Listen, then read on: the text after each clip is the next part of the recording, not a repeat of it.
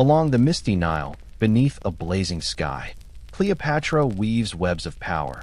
A single glance from her can topple empires. What secrets await your discovery? Cleopatra, the last queen of Egypt, who wielded intelligence and cunning to leave an indelible mark on human history. Amidst this drifting reverie, she stands firmly between history and legend.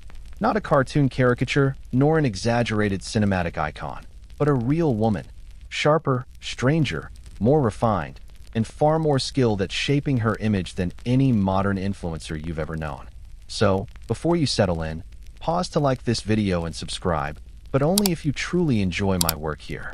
Share in the comments where you're joining from and what time it is for you. Dim the lights, perhaps switch on a fan for its gentle hum, and let's slip into tonight's tale together. You're not prepared for Cleopatra's knack for grand entrances. This woman doesn't step into rooms. She glides into global conflicts with perfumed sails and musicians playing what can only be called alluring flute melodies. She's not here to seek approval. She's here to make every Roman senator rethink their entire existence. Born in 69 BCE, Cleopatra VII doesn't merely inherit a crown. She inherits a dynasty packed with more family turmoil than a decade of reality TV and far fewer ethics.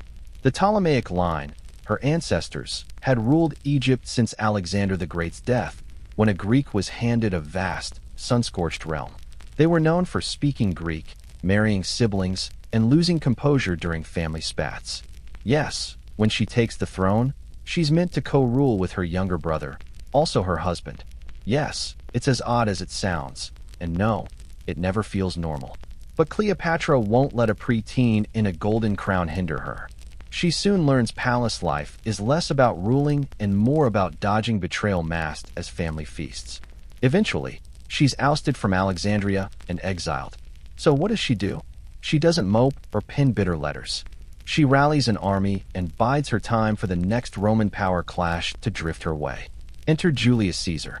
Now, Caesar isn't exactly seeking a theatrical queen with eyeliner sharp enough to cut stone, but Cleopatra doesn't care what others want.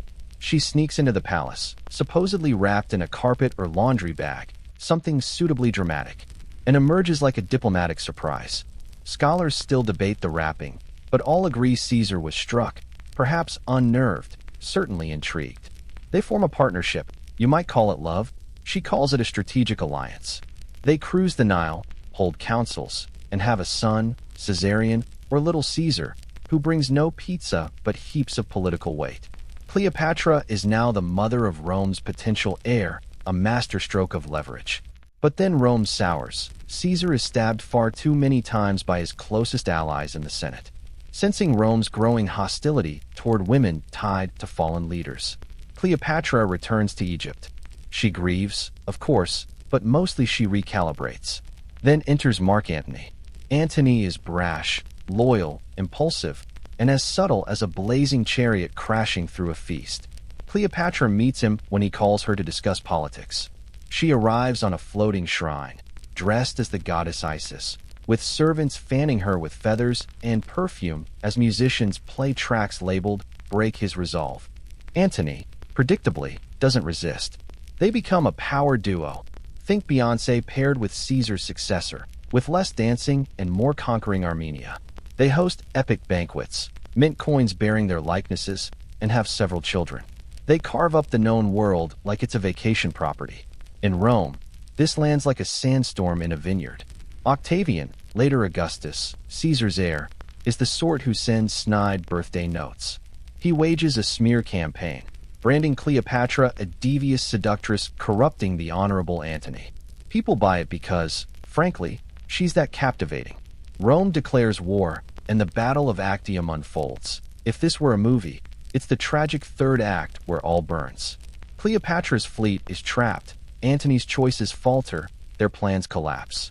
They retreat to Egypt. Alexandria, once alive with wisdom, silk, wine, politics, and whispers, grows silent.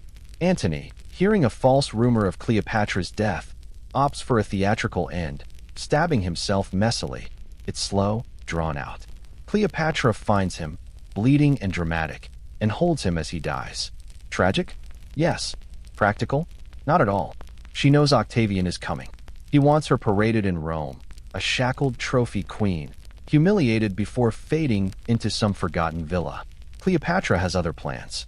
Now, the snake tale, you know it, basket, ASP, drama, finale. But historians aren't certain. Was it a snake, poison, a hidden blade, or a potent herbal mix strong enough to fell a hippo? All fit her style. If Cleopatra will die, it'll be legendary. She dies in her mausoleum, surrounded by gold, incense, and defiance. Not pleading, not regretting, just finished. Egypt falls to Rome. Caesarion is killed. Her children with Antony are taken to Rome, absorbed into the empire like all else. Yet here's the twist. Cleopatra, erased by victors, smeared by Roman tales, reduced to cliches for ages, endures. Not in flesh, but in memory, in legend, in countless portraits, poems, films, and theories she sparked. She's the only woman in ancient history who reshaped maps without a sword, ruling not through force but with charm, wit, flair, and a knack for keeping her eyeliner flawless in 40-degree desert heat. And she was likely funny. You don't charm Rome with just incense and words. You need timing, confidence, and knowing when to jest, jab, or stay utterly silent. Also, a quirky beauty secret. Cleopatra reportedly used a face mask of sour milk and honey. The milk's lactic acid acted as a natural exfoliant. Yes, her skincare involved ancient dairy, and yes, you can be impressed. Another note, she may have penned medical and alchemical works, lost but cited by later doctors. Imagine running Egypt, captivating Rome, and still finding time to write a skincare guide. And those coins? Cleopatra stamped her face on them, a rarity. Most queens were side notes. She was the centerpiece. Her nose was bold, her features striking, not softened or idealized. She wasn't aiming to be pretty. She aimed to be unforgettable. And she was. Her tomb remains unfound, perhaps submerged in the Mediterranean, claimed by time and tides, or hidden beneath Alexandria, waiting. Or maybe it never existed as we picture. Maybe she didn't need a tomb. Her legacy was enough. Tonight, you drift back down the Nile in your mind. The stars above are ancient, vivid, untouched by modern lights. You still catch the perfume wafting from the barge, hear the faint rustle of papyrus scrolls unrolled, read, rewritten. And you wonder, maybe history didn't betray Cleopatra. Maybe she orchestrated it this way, choosing to be debated, adored, vilified, immortalized. Because, ultimately, she wasn't trying to outlast the men around her. She was trying to outshine them. And she did. The first thing you notice is the dust, fine, ancient, clinging to your boots, your skin, your mind. You squint at a sky torn between drizzle and gloom, and there she is, Eleanor of Aquitaine. Not lounging, not sipping tea.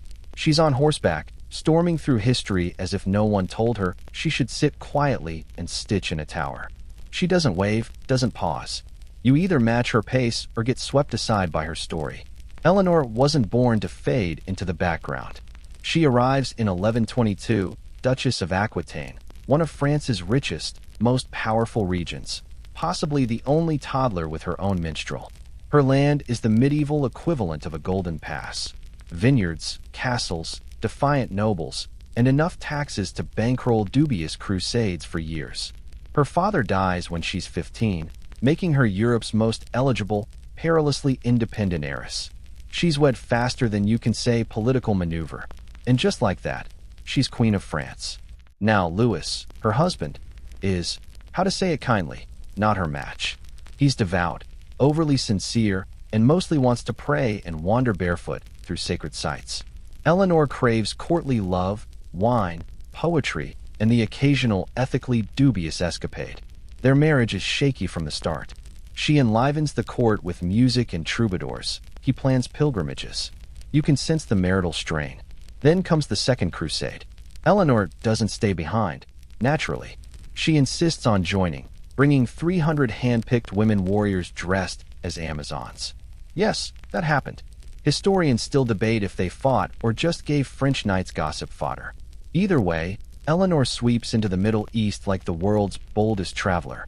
Near Antioch, she and her uncle grow very close. Close enough for rumors to ignite faster than medieval wine barrels in the sun. Louis isn't pleased. The crusade flops, and they return to Europe with neither glory nor much of a marriage. In a rare moment of medieval clarity, the Pope grants an annulment, officially for no sons, unofficially to end the drama.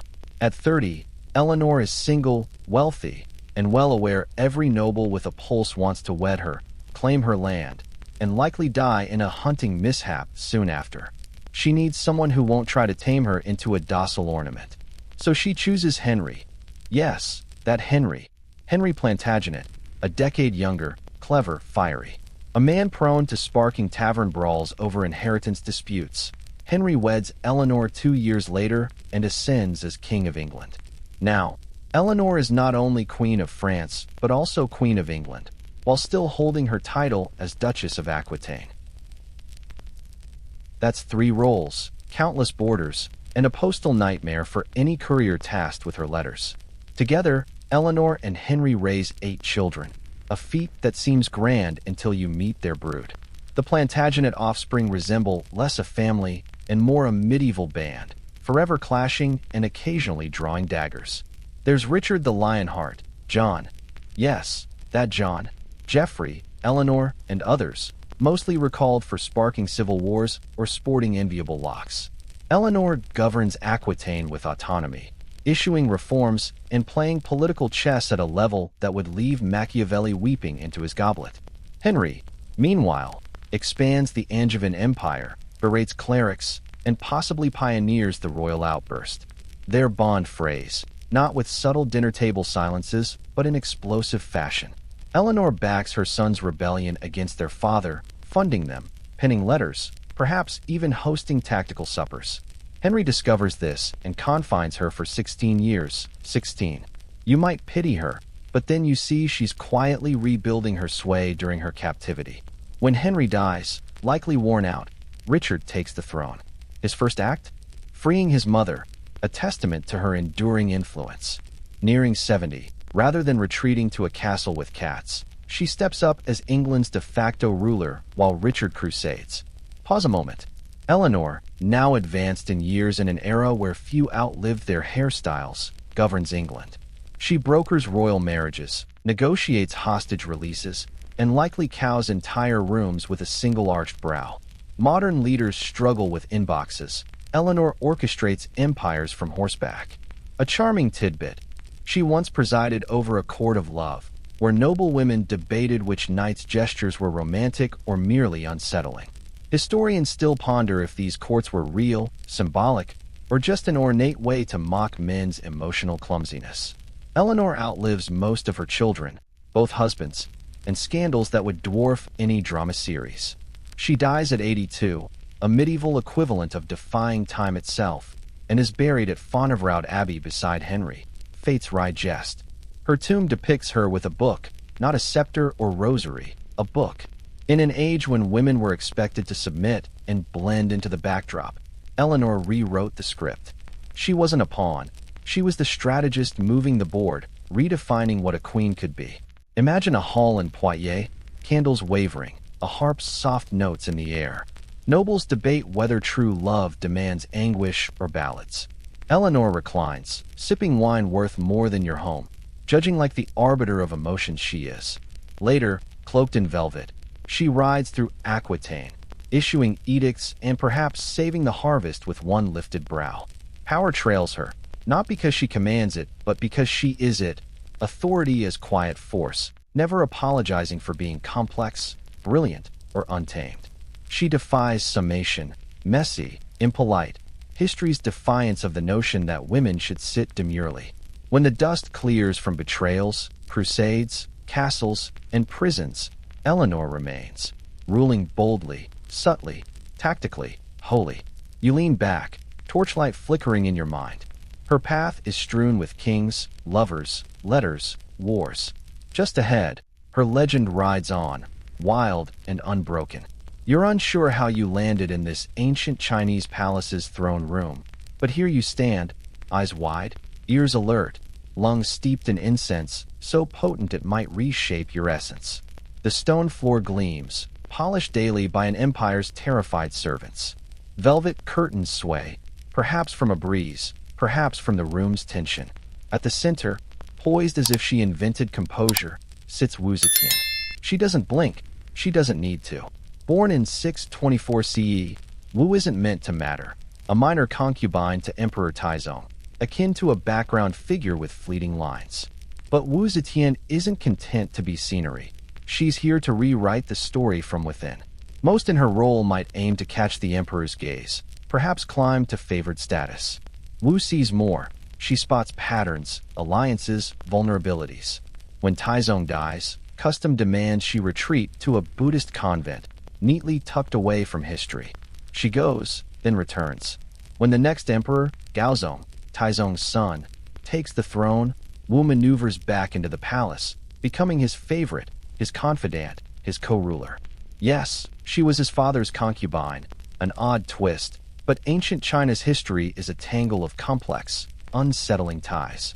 Soon she's empress consort, then de facto ruler when Gaozong suffers strokes. Wu doesn't stop there. She claims the title of emperor, not empress or regent, taking the male honor, sitting on the dragon throne, and naming the dynasty after herself. Historians reel, not just because a woman rules China, a first, but how she rules. She builds a merit-based bureaucracy, expands the imperial exams, bolsters the civil service, funds farming, and improves infrastructure, outshining many male predecessors. And no, she doesn't achieve this with gentle smiles and tea. Wu plays palace politics like a master wielding knives in a speed chess match. Enemies vanish, rivals confess to bizarre crimes before disappearing. Her secret police aren't mere decor. Some say she ran a surveillance state centuries before modern spies. Ruthless? Yes. Surprising? No. Try surviving a week as a woman in 7th century China's court without strategic banishments. Critics accuse her of poison, witchcraft, wading through blood. Defenders argue she played men's games better, with superior style. Was she a reformer, tyrant, feminist icon, or genius with a blood-ink to-do list? Likely all at once. You stroll with her through palace gardens, the air thick with sandalwood and mistrust. Cherry blossoms fall with lethal elegance. Wu gestures to a pavilion, naming the stars above.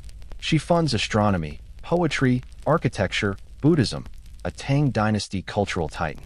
Her rule reshapes the world, roads mended, borders widened, farmers eased, the poor fed. Yet her reign isn't all calm and starlight. She ascends via betrayals, silences dissent with force, and may have quietly retired kin in the night. Rumors swirl of slain infants, crushed rivals, ministers who fell while standing still. No one is indifferent to Wu Zetian. People fear, admire, or study her from afar.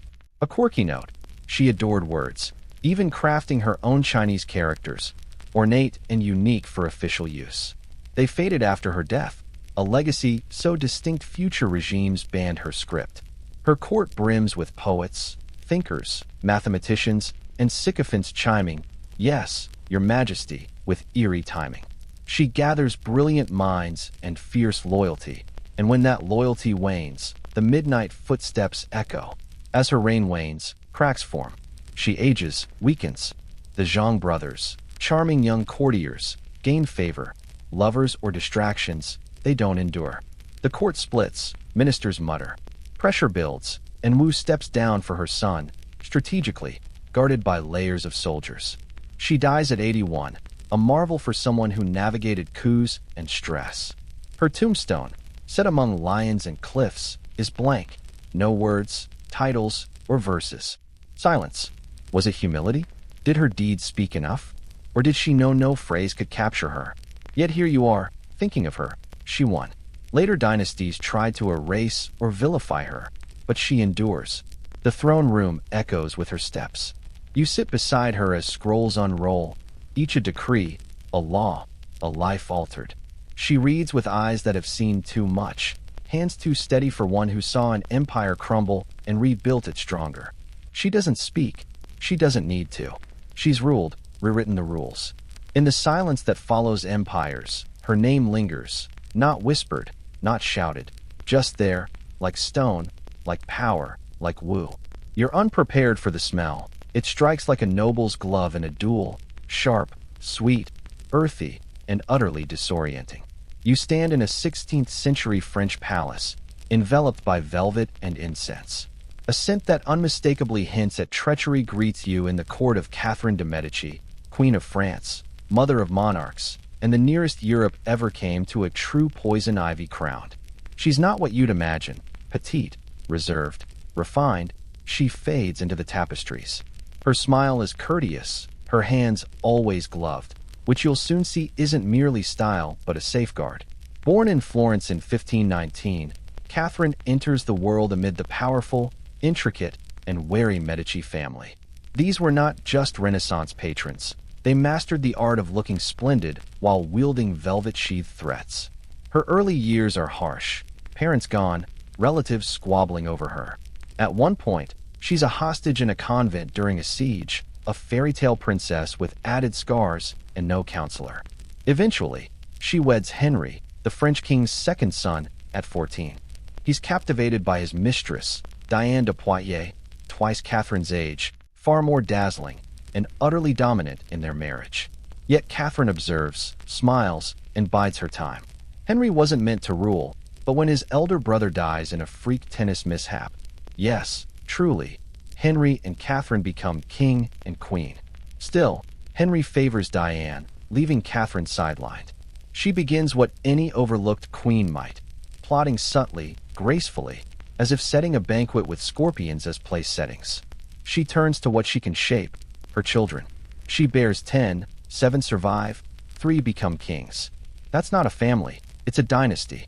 When Henry dies abruptly from a jousting wound, a splinter to the eye, medieval life is brutal. Catherine takes the spotlight. Her sons are too young, frail, or irresolute to govern alone, so she steps in as regent, steering France while feigning mere assistance. The nation is in chaos, with Protestants and Catholics at war, nobles scheming, and fires raging. Catherine tackles this with marriages, alliances, and a move historians still debate as either a political blunder or a ruthless gambit. Let's discuss the St. Bartholomew's Day massacre. It's 1572, and Catherine has wed her Catholic daughter to the Protestant king of Navarre, a daring step toward peace. Protestant nobles gather in Paris for the celebration, tension simmering beneath forced smiles. Then, in the dead of night, a cry to kill the Protestants ignites 6 days of slaughter. Thousands perish, the Seine turns crimson, and Catherine remains silent. Some say she orchestrated it, others that she permitted it, or that she lost control. What's certain is she emerges unscathed, her reputation forever altered. Henceforth, she's the Black Queen, sorceress, poisoner, a spider draped in pearls. She's intrigued by poisons, not always to use but to know them. Her apothecary lab, filled with herbs, powders, vials, and perfumes that could cure or kill, is fabled. She keeps astrologers, scientists, mystics, Nostradamus a close confidant. Her court blends science and superstition, with Catherine serene at its core. A curious note, she loves Italian food, introducing forks to France, where before, people jabbed food with knives or hands. She brings artichokes, spinach, sorbet, not just ruling but shaping cuisine.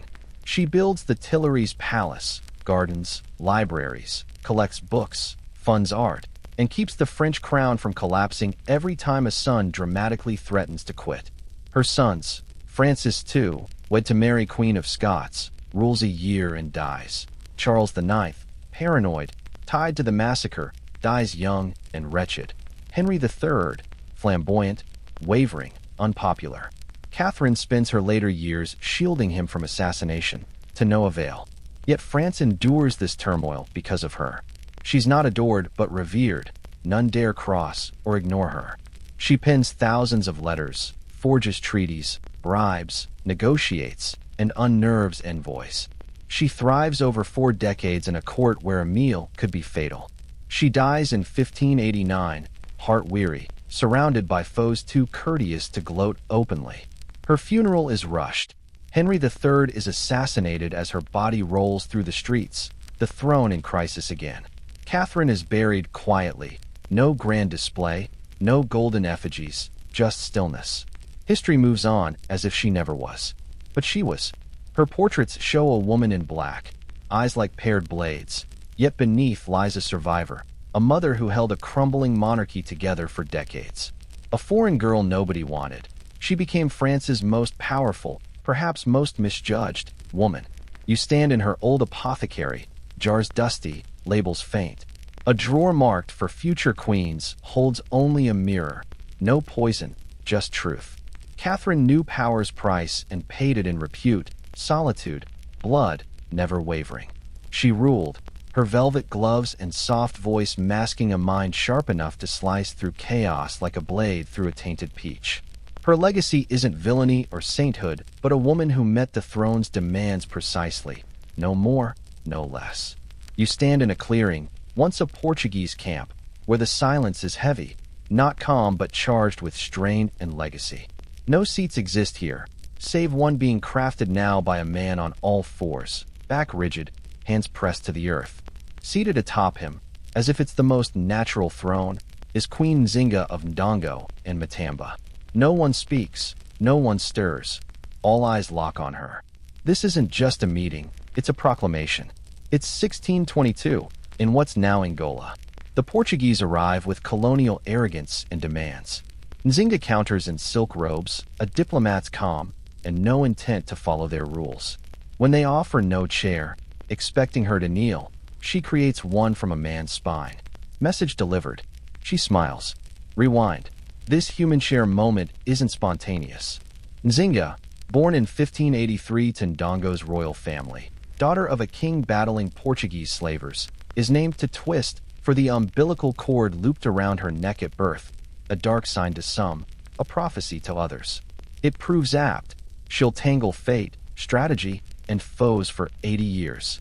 Raised amid war, politics, and betrayal, her father trains her not as a princess but a successor. She learns to read, fight, negotiate, lead, mastering diplomacy before adolescence, wielding a spear and grudges with equal skill. Her brother, succeeding their father, distrusts her, kills her son, exiles her. Fairly, she's a threat. But when the Portuguese encroach, building outposts, demanding slaves, claiming land, Nzinga is summoned to negotiate. She enters her first diplomatic talks like a silk-clad tempest. Not yet queen, she speaks impeccable Portuguese, negotiates with grace, and secures more concessions than seemed possible. Historians debate whether she cowed the governor or simply outshone him into yielding. You trail her from the room. She doesn't revel. She's already planning ahead. Her brother dies, suicide or poison, it's unclear. Nzinga seizes the throne without pause. Here, fact, folklore, and raw power diverge. Some claim she killed her nephew to thwart a rival. Others say she adopted him. Tales speak of feeding traitors to crocodiles or keeping a harem of young men dressed as women, loved or executed at breakfast if they displeased her. True, perhaps. Nzinga lets rumors fester. Fear is a tool, reputation her shield. If others think her capable of anything, they act accordingly. Now Queen of Ndongo and later Matamba, she carves a mountain kingdom of defiance. As the Portuguese advance, she retreats to the highlands, building a stronghold that frustrates European generals. Guerrilla warfare? She defines it. Psychological tactics? She refines them. Nzinga doesn't fight alone. She forges alliances like hosting feasts, partnering with the Dutch during their invasion, with rebellious African tribes, with anyone opposing the Portuguese. One week, she's dispatching envoys to Amsterdam. The next, she's raiding a slave fort in the jungle, always watching, adapting, enduring. You follow her into the forest. Her troops move like mist. Notably, her army includes women, trained by Nzinga to ride, shoot, hold ranks. She knows freedom takes many forms and makes room for it. A curious detail, she embraces Christian symbols when useful, baptized as Ana de Souza, carrying a crucifix.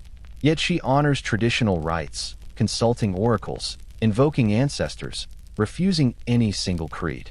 Her faith is tactical, her appearance a weapon. Legend tells of her staging a fake funeral to trick the Portuguese into lowering their guard, and striking. Classic Nzinga. Other tales describe her meeting envoys flanked by leopards and boa constrictors.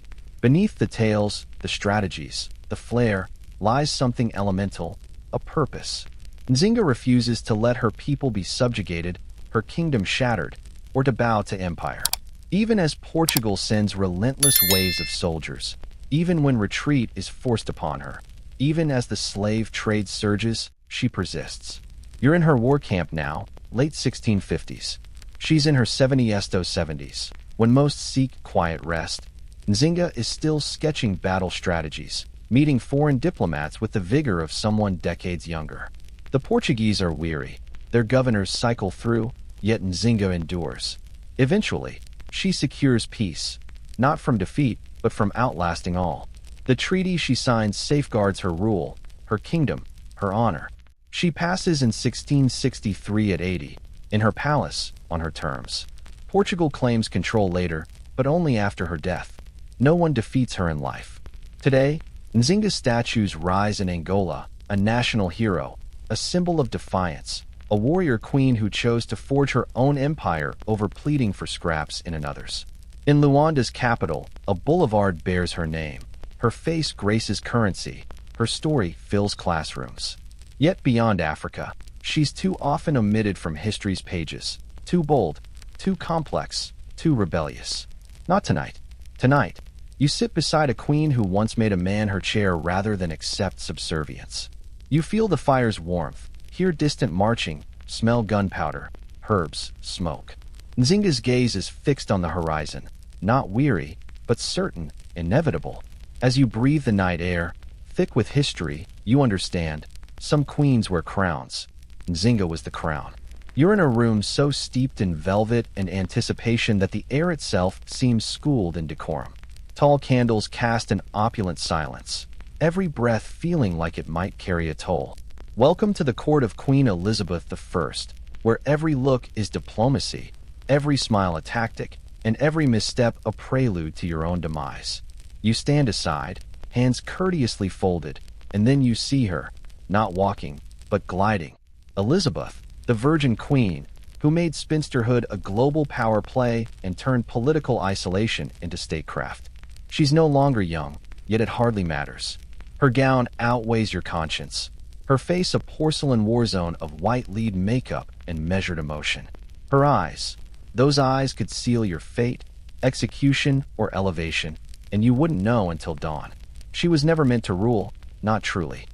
Born in 1533, Elizabeth, daughter of Henry VIII and Anne Boleyn, emerges from a marriage that sparked a religious upheaval, 2 excommunications, and a drama involving Thomas More, and is beheaded when Elizabeth is 2.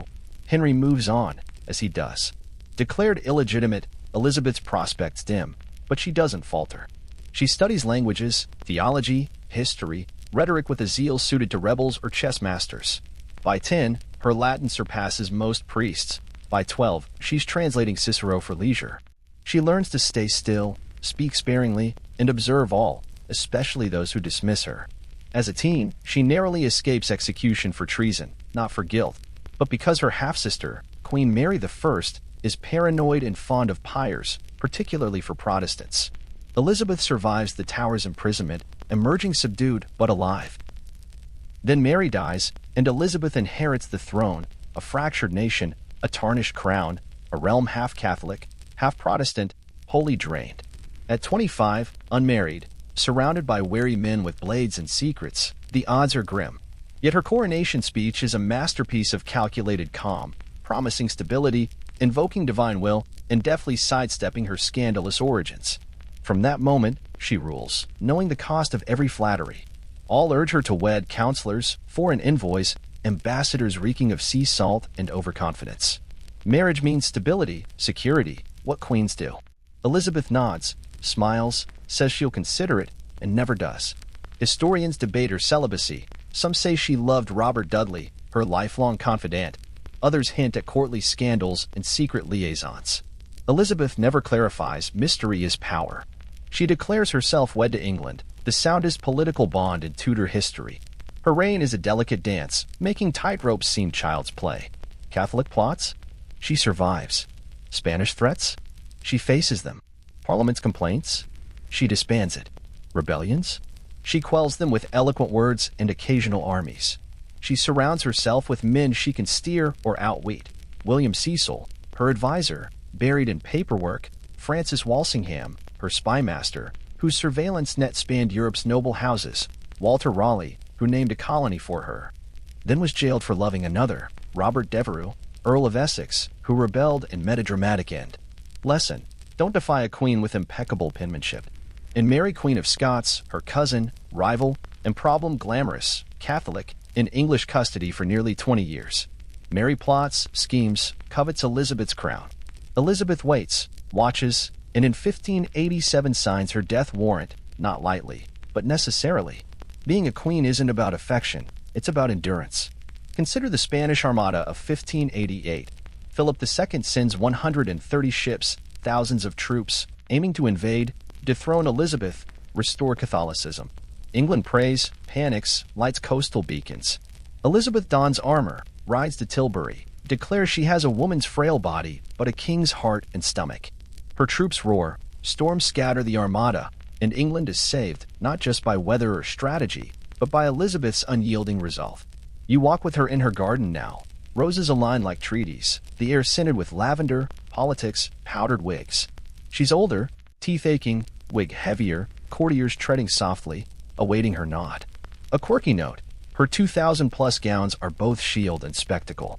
White-lead makeup hides smallpox scars, becoming her eternal mask. Another detail: her poetry, sharp, personal, reflective, betrays cracks in her facade, loneliness, frustration, the weight of being seen but untouchable. One late poem feels like an unspoken farewell. Yet she persists, watching Shakespeare's plays, reading new translations, debating law, policy, and whether anyone will ever truly know her. In 1603, her end nears. Her advisors call it melancholy. She refuses to lie down, speak, or name a successor until the final moment. She stands, clad in black, in a room of fading candlelight, defying sleep, dying upright, or so legend claims. She ruled 44 years, no husband, no children, just her and England's burden. Buried in Westminster Abbey, she shares a tomb with Mary I, her half-sister, Terminer, predecessor. The inscription calls them partners in throne and grave, poetic, if inaccurate. Elizabeth was no one's partner. She was her own legend, turning weakness into might.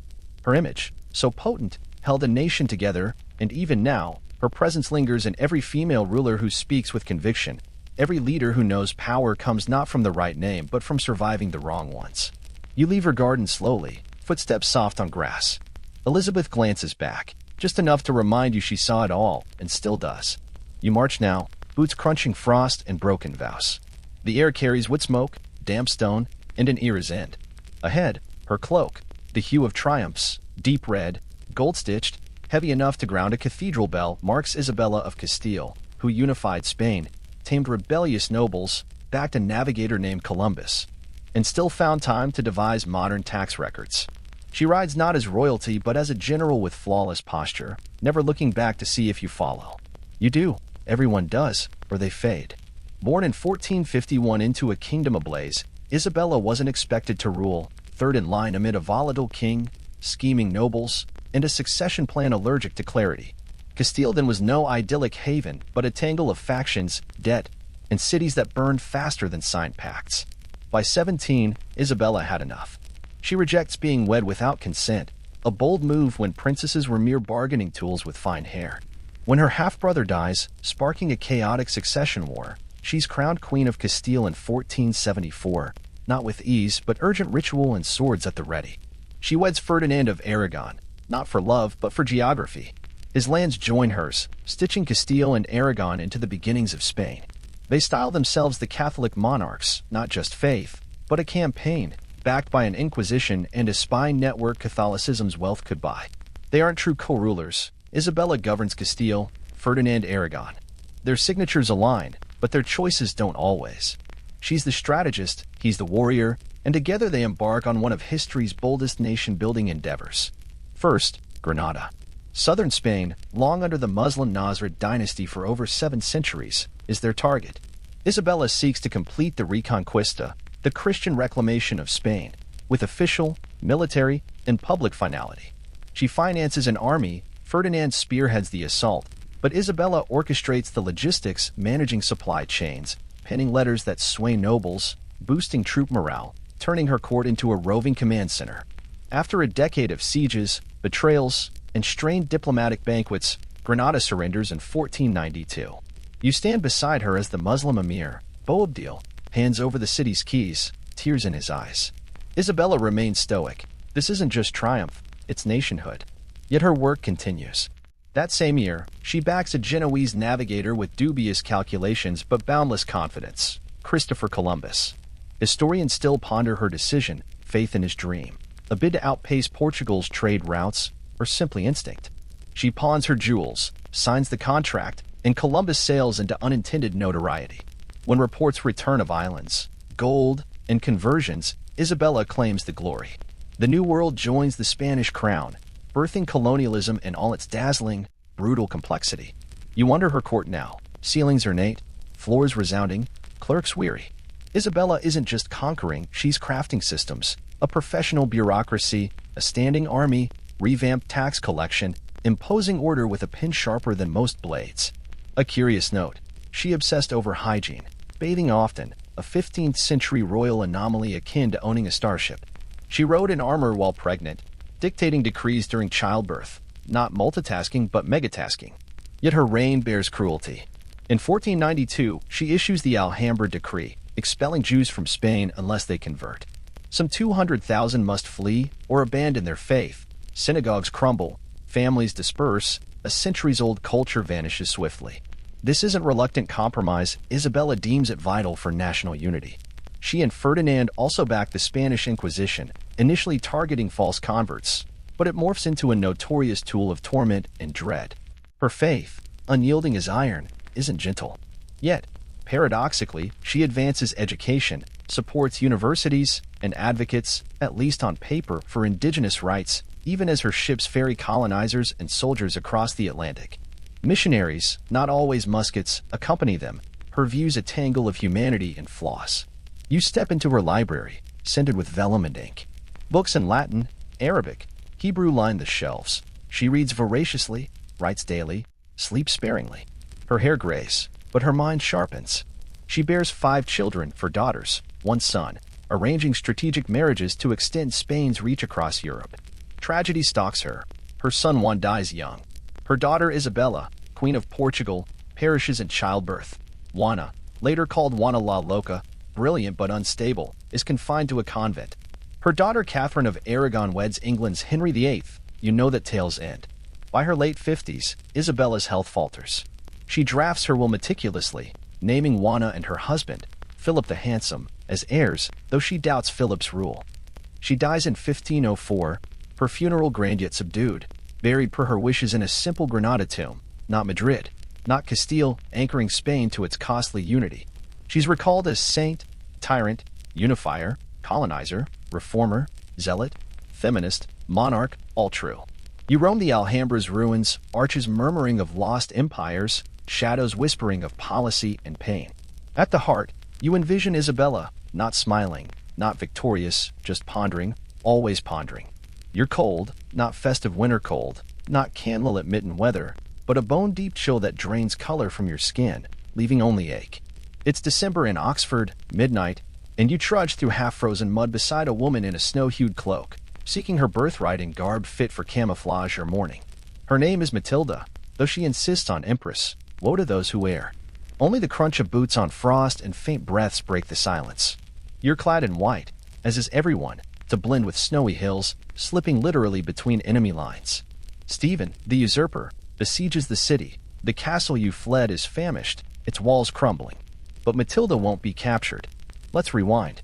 Born in 1102 to King Henry I of England and Matilda of Scotland, a woman of quiet strength, piety, and name repetition, Matilda is royal.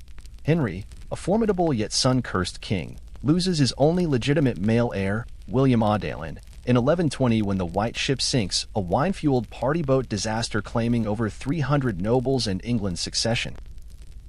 Henry doesn't despair. He turns to his daughter, thinking, she'll suffice. This is monumental. No woman had ruled England as queen regnant before.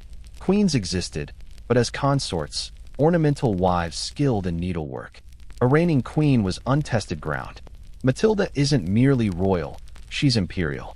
Wed at 12 to Henry V, Holy Roman Emperor, she navigates a world of coronations, campaigns, and intrigues that dwarf England's court. She rules as empress, not symbolically, but with a crown and authority. After his death, she returns home. King Henry demands England's nobles pledge loyalty to her. They comply, grudgingly, for she's still a woman in medieval England. When Henry dies in 1135, betrayal erupts. Instead of Matilda, the barons back Stephen of Blois, Henry's nephew, son of William the Conqueror's daughter. A safe, male, bland choice, like chainmail-clad cardboard. They crown him king swiftly, no delay, no notice to Matilda. It's theft, plain and simple, and Matilda doesn't tolerate theft. She begins her campaign cautiously from Normandy, remarrying Geoffrey of Anjou, a fiery, ambitious man 12 years her junior. Less love, more territorial strategy. They have children, including the future King Henry, but more on him later. Matilda bides her time, then invades England in 1139, igniting chaos. Chroniclers later call it the Anarchy, aptly named, as no one grasps the turmoil. Allegiances shift like leaves, castles become question marks, roads turn perilous, priests are robbed, counties swap sides between meals. Matilda captures Stephen at the Battle of Lincoln in 1141, a pivotal moment. Her coronation seems imminent. The Archbishop of Canterbury prepares. London opens its gates. Then she speaks her mind, unflinching, expecting respect earned, not feigned humility to soothe medieval egos. It's her fatal misstep. London, once welcoming, turns hostile within weeks, pelting her with refuse. She flees, momentum lost. Yet she persists. Her half-brother, Robert of Gloucester, remains her steadfast general. Her uncle, King David of Scotland, backs her claim. The Count of Anjou holds Normandy. It's not enough. She fights, retreats, regroups. The war grinds on, her hair graying. You're back in the snow at Oxford Castle, she and her men in white, crossing the frozen Thames past Stephen's guards. The wind shrieks, but none dare speak. They escape. She escapes, yet again. Still, she's never crowned, never anointed, never officially queen. Stephen regains power. Her allies dwindle. Robert dies. The cause fades. She retreats to Normandy, becoming administrator, advisor, mentor, molding her son Henry into a ruler, teaching him war, patience, and surviving betrayal. When Stephen's son Eustace dies abruptly, the game shifts. Exhausted barons and an empty treasury prompt Stephen to name Henry his heir for peace. The Civil War ends in 1154. Henry becomes King Henry II, founding the Plantagenet dynasty, husband of Eleanor of Aquitaine, father of Richard the Lionheart and King John. None of it would have happened without Matilda. She dies in 1167, buried in Rouen, her tomb inscribed, "Great by birth, greater by marriage, greatest in her offspring." A quirky note, Matilda used her Holy Roman Empress seal for most English correspondence, even in wartime, even as the empire faded to memory. It wasn't sentiment, it was strategy. Her identity endures, unforgettable. Historians still ponder whether Matilda could have reigned had she softened her demeanor, played the meek queen rather than the authoritative empress. Was it her pride or the era's entrenched misogyny that sealed her fate? You sense it's both. Tonight, she's often eclipsed. Her son and grandsons take the spotlight. Her legacy vast, yet her name a footnote. But not for you. You see her vividly. Mud on her cloak's hem, silence in her stride, an unquenched fire. She may not have worn the crown, but she shaped the throne. You stand on parched red earth beneath a sky that seems to stare relentlessly. The wind doesn't soothe. It carries dust, smoke, and a rage that could liquefy steel. Hoofbeats echo, not one or two, but a symphony, and at its heart, charging fiercely with a child strapped to her back and a sword raised high, is Rani Lakshmibai, Queen of Jhansi. Your breath catches. This isn't a regal parade, it's war. It's 1857, India ablaze. Lakshmibai's face is serene, not gentle, the serenity of one who's mapped every escape, foreseen every betrayal, ready to die on her own terms. She doesn't shout or posture, she charges. Let's rewind to her beginnings as Manikarnika, nicknamed Manu, born in 1828 in Varanasi, a a sacred city. Her Marathi Brahmin family isn't noble. Her father serves the local court. After her mother's death, she grows up among scrolls, swords, and an unusually progressive view of femininity. No embroidery lessons for Manikarnika. She's sent to the stables, learning Sanskrit, riding, martial arts, archery, wielding swords taller than herself. Her boyhood friends, her stunned teachers, her future foes, they're yet to know her, but they will. At 14, she weds the older Raja Gangadhar Rao, ruler of Jhansi. The palace greets her courteously, with clasped hands and hushed whispers. As Lakshmi Bai, she adapts to court life efficiently, becoming her husband's closest counsel. They share joy briefly, but sorrow looms. Their only son dies in infancy. The ailing Raja adopts a young relative as heir, petitioning the British East India Company to recognize the boy's claim. The documents are solid, traditions clear, yet the British wield a policy that renders principles moot. The doctrine of lapse decrees that if a princely ruler dies without a biological son, his land reverts to the company. Jhansi is fair game.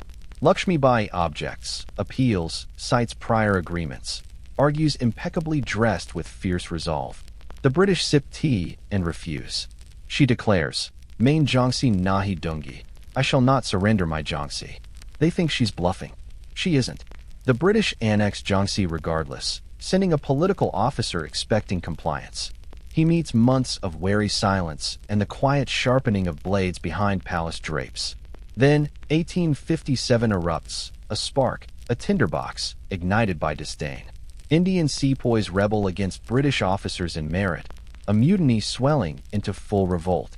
Cities flare, barracks collapse, armories are plundered, and a question spreads faster than dispatches. Whose side are you on? Lakshmi Bai tries diplomacy initially, maintaining order in Jhansi, keeping the palace open, sending cautious letters to the British promising peace. But she knows what's coming, and when it arrives, it's unmistakable. British forces march on Jhansi, rumors swirling that the Queen shelters rebels, plotting her own uprising. She denies it until denial is futile. The British besiege Jhansi. You're there as cannonballs pound the outer walls. The city wails, people flee, markets shudder, temples hush. From the palace steps, Lakshmi Bai emerges in armor, sword in hand, embodying justice clad in steel. No military training, yet she assumes command, rallying troops, forming battalions, positioning women on rooftops with boiling oil. She orders ammunition crafted, walls fortified, scouts dispatched, riding through Jhansi on horseback, issuing commands like a veteran general at 29.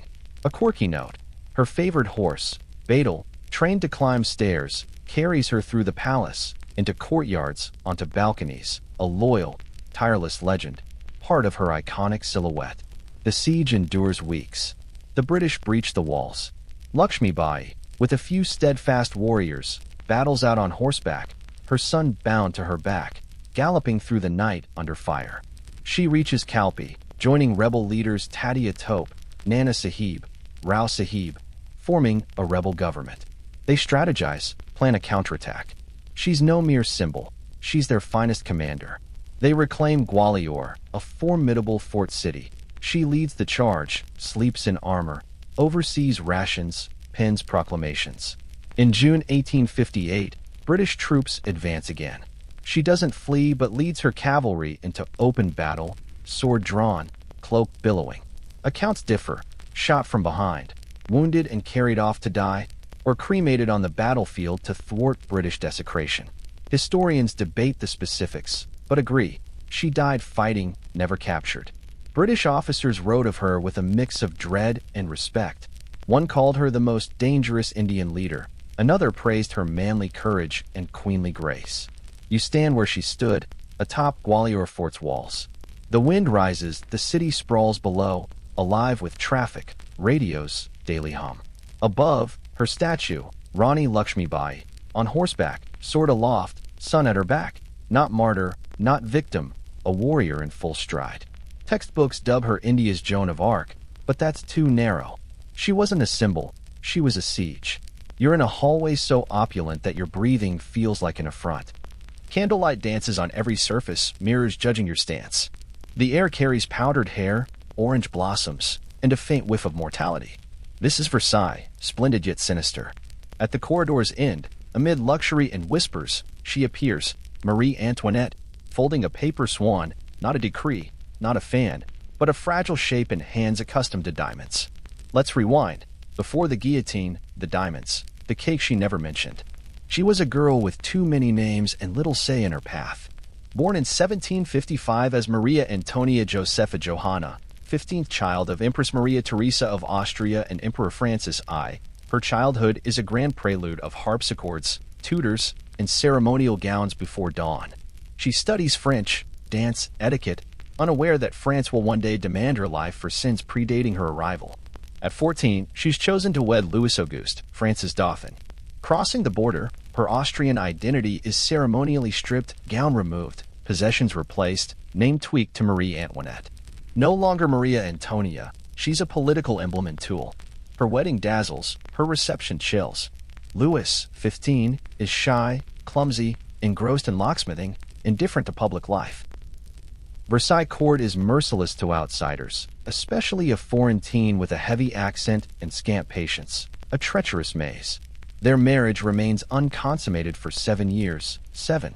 The court buzzes, libellous, satirical pamphlets, brand her frigid, adulterous, scheming, often all at once, evidence unnecessary.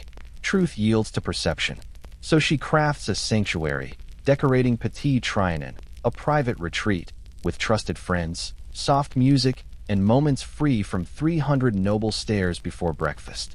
There, she dresses simply, laughs, breathes, pretending the mask is gone. Beyond her haven, France starves, buckling under privilege's weight. The 7 Years' War drained the treasury. The American Revolution emptied the rest. Taxes crush the poor while nobles dance. The Third Estate, the commoners, Sieves, and Marie, foreign, glamorous, distant, becomes their scapegoat. Dubbed Madame Deficit, they claim she hosts masquerades while Paris hungers, wears gowns costlier than the nation's grain stores, builds fake farms to play peasant. Her Hameau de la Reine, a model village with sheep, is part charming, part oblivious. Historians debate, innocent escape or callous mockery. Either way, it sours with time. The let them eat cake, quote, she never said it. Predating her, it likely stemmed from a satirical tale of a nameless princess, but it clings to Marie, fitting the narrative of an aloof, selfish queen. Truth is, she never sought queenship. In 1774, Louis XV dies, Louis Auguste becomes Louis XVI, and Marie, at 18, is queen. She tries her role, bearing 4 children, 2 surviving infancy. Reluctantly, she enters politics, advising Louis against reforms she views as risky. She's mistaken but earnest. Then, in 1789, the ground splits. The French Revolution ignites. The Estates General convenes. The Bastille falls. Paris erupts. Versailles is no palace, but a target.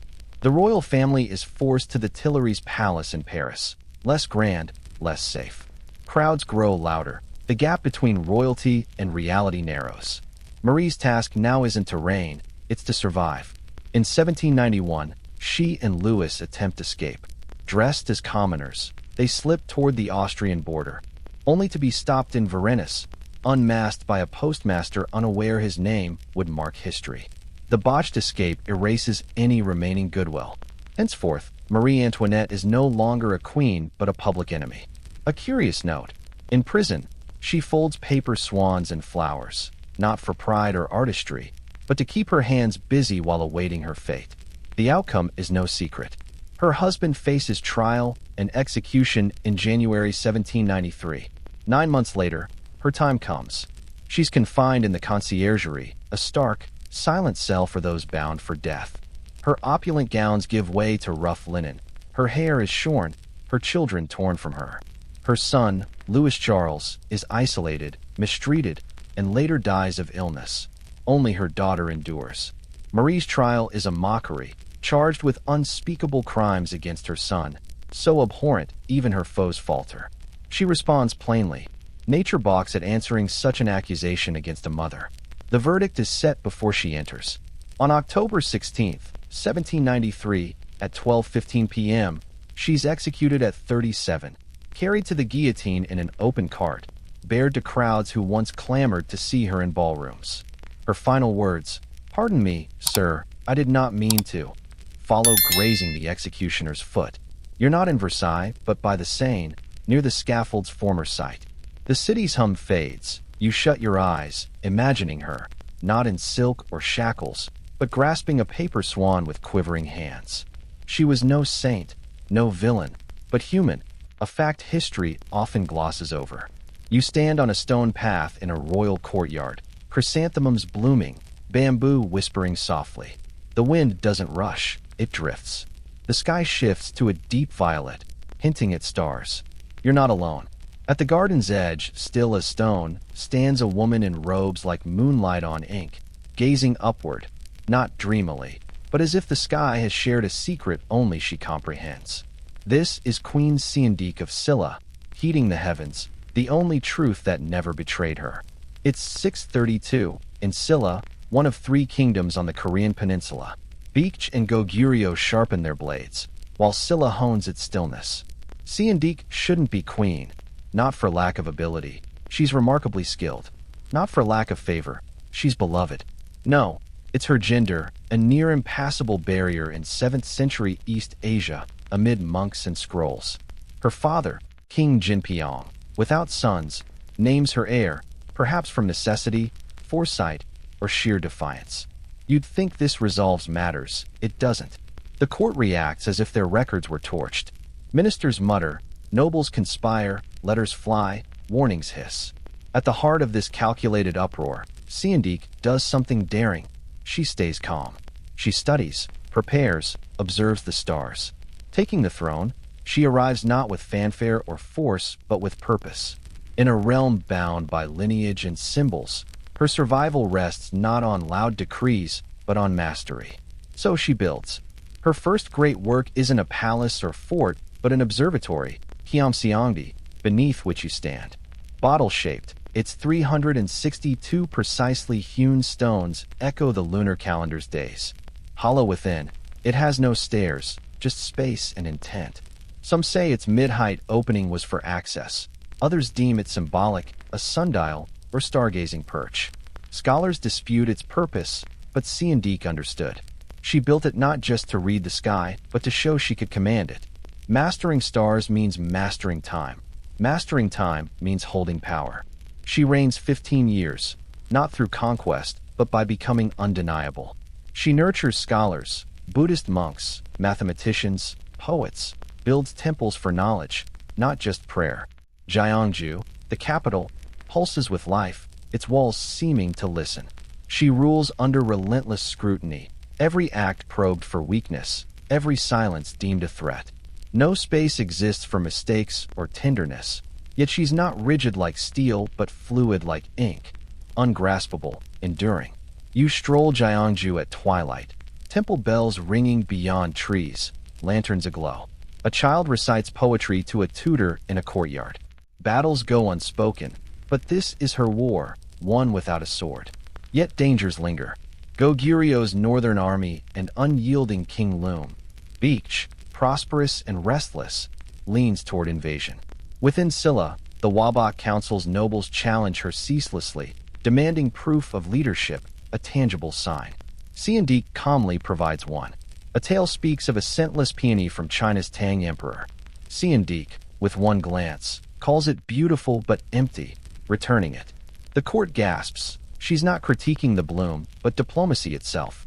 Another tale claims she foresaw an invasion from birds' flight patterns, fortifying an unexpected region. Days later, enemies strike. Generals call it chance, foes cry sorcery, but the people call it insight. A quirky note. She crafted a bell so finely tuned, legend says it stirred tigers to tears, hung in a temple she designed. Whether fact or poetic flourish, it reflects a queen who ruled in layers, stone, sound, silence. Unwed, heirless, she vexes the court. Suitors arrive, adoptions are urged. She nods, smiles, demurs, not from obstinacy but belief that leadership is earned, not passed down. Yet skeptics remain. In her final year, noble Bidam rebels, claiming women can't rule, audacious, given Siandik's decade of success. He musters followers, raises troops, spreads decrees. She remains unshaken, summoning her generals. Kim Yushin responds not with rhetoric, but fire, rolling blazing logs down hills, torching Bidam's forces. Bidam is seized, tried, executed. Ailing Siandik doesn't exult. She dies soon after in 647, aged 41. Some say the rebellion's toll killed her. Others believe she fought illness, holding on until safe to yield. Historians debate what weakened her frame, but her legacy's vigor is undisputed. You visit her tomb, a humble grassy mound in Namsan, trees silently honoring her. Her name lives in schools, her observatory stands. Though Silla saw other kings, Siandik carved a woman's mark on the stars. You look up, they gaze back, remembering. You tread a place that feels impossible, high in the Caucasus Mountains, where clouds cradle cliffs and air feels like glass about to fracture. Here lies a kingdom, glowing like a lost gem, ancient, proud, too hushed for modern ears. Rivers below sketch old borders. A church's faint outline graces the sky. In a monastery courtyard, mosaic tiles cool underfoot, she stands. Tamar of Georgia, posture unyielding, eyes unwavering, looking past you to an unwritten future. Uncrowned, she needs no diadem. Authority flows like a second heartbeat. It's 1184, and Georgia, yes, that Georgia, nears its golden age, led not by a warlord or emperor, but a woman whose legend enters rooms centuries before her. You'd assume her rise was tranquil. You'd be mistaken. Crowned at her father King George III's death, named heir from conviction and necessity as his only child, she faces a world where daughters don't claim thrones. Yet Tamar exists, and that shifts all. The crown weighs heavy, heavier on a woman. Nobles, clergy, and wary aristocrats in brocade convene, whisper, demand a second coronation free of her father's sway to reassert their power, subtly signaling who truly decides. She agrees, then quietly defies them, securing the throne. From the start, Tamar sees clearly. The men around her will accept her rule only if they think they guide it. She lets them believe so, then picks her own viziers, bolsters her court with loyalists, and gently steers the kingdom toward a new dawn. They urge her to marry publicly. She consents softly, selecting Yuri Bogolyubsky, a Russian prince with fine features, decent lineage, and a deplorable demeanor. He drinks, disrespects her, fumbles court duties like a man courting exile. So she grants it. Yuri is ousted. Nobles stiffen, she smiles, and Georgia endures. This act, expelling her husband, ignites the spark of her resolute vision. They don simple disguises and slip toward the Austrian border, only to be halted in Varennes, exposed by a postmaster unaware his name would echo in history. The failed flight extinguishes any remaining favor. Henceforth, Marie Antoinette is no queen but a foe of the people. A curious detail. In prison, she folds paper swans and flowers, not for pride or artistry, but to occupy her hands while awaiting her fate. The outcome is foreknown. Her husband faces trial and execution in January 1793. 9 months later, her turn arrives. She's confined in the conciergerie, a bleak, silent cell for those doomed to die. Her lavish gowns are traded for coarse linen, her hair cropped, her children torn away. Her son, Louis Charles, is isolated, mistreated, and later succumbs to illness. Only her daughter survives. Marie's trial is a mockery, charged with heinous acts against her son, so vile even her accusers hesitate. She replies starkly, nature recoils at answering such a claim against a mother. The verdict is sealed before she enters. On October 16, 1793, at 12:15 p.m., she's executed at 37, carried to the guillotine in an open cart, bared to crowds who once vied to glimpse her in ballrooms. Her last words, "Pardon me, sir, I did not mean to," follow brushing the executioner's foot. You're not in Versailles, but by the Seine, near the scaffold's former site. The city's hum fades. You close your eyes, picturing her, not in silk or chains, but clutching a paper swan with trembling fingers. She was no hero, no villain, but human, a truth history often overlooks. You stand on a stone path in a royal courtyard, chrysanthemums blooming, bamboo whispering softly. The wind doesn't gust, it drifts. The sky deepens to a violet that heralds stars. You're not alone. At the garden's edge, motionless, stands a woman in robes like moonlight on ink, gazing skyward, not dreamily, but as if the heavens shared a secret only she grasps. This is Queen Siandik of Silla, attuned to the stars, the only force that never deceived her. It's 6:32, in Silla, one of three kingdoms on the Korean peninsula. Beach and Goguryeo sharpen their swords, while Silla hones its quiet. Siandik shouldn't be queen, not for lack of skill. She's exceptionally capable. Not for lack of favor. She's revered. No, it's her gender, a near insurmountable barrier in 7th century East Asia, amid monks and scrolls. Her father, King Jinpyong, sunless, names her heir, perhaps from necessity, wisdom, or sheer resolve. You'd expect this to settle matters. It doesn't. The court erupts as if their records were set ablaze. Ministers mutter, nobles plot, letters circulate, warnings hiss. Amid this calculated storm, Siandik does something bold. She remains unruffled. She studies, prepares, watches the stars. Taking the throne, she arrives not with armies or fanfare, but with plans. In a land bound by lineage and metaphors, her survival hinges not on loud rule, but on precision. So she builds. Her first great work isn't a palace or fortress, but an observatory, Kiamseongdi, beneath which you stand.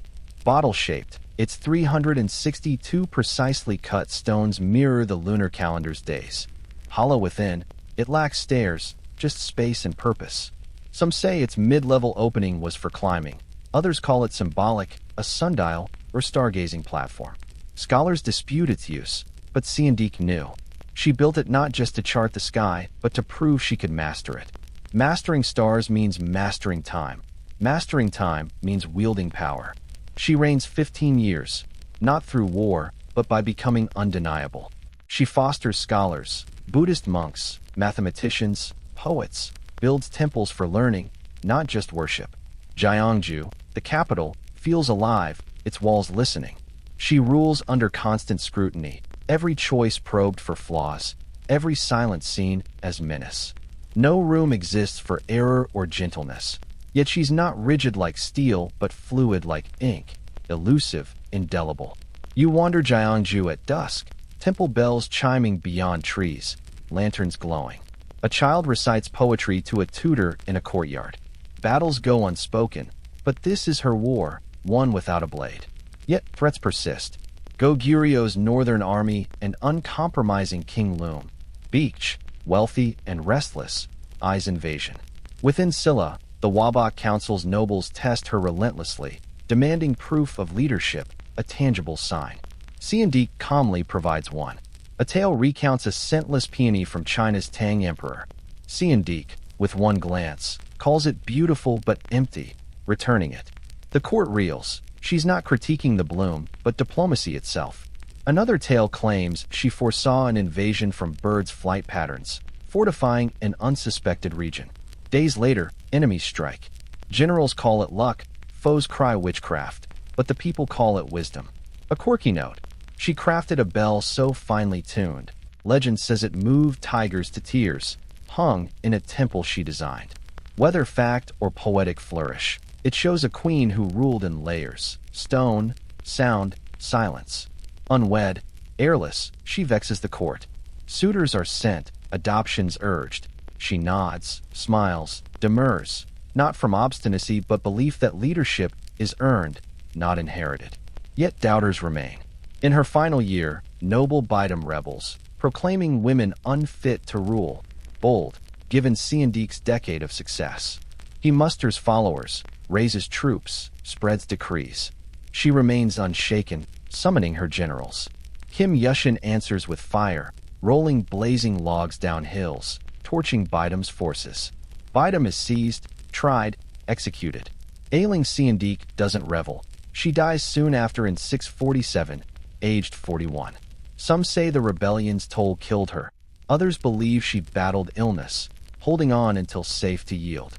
Historians debate what weakened her frame, but her legacy's strength is undisputed. You visit her tomb, a humble grassy mound in Namsan, trees silently honoring her.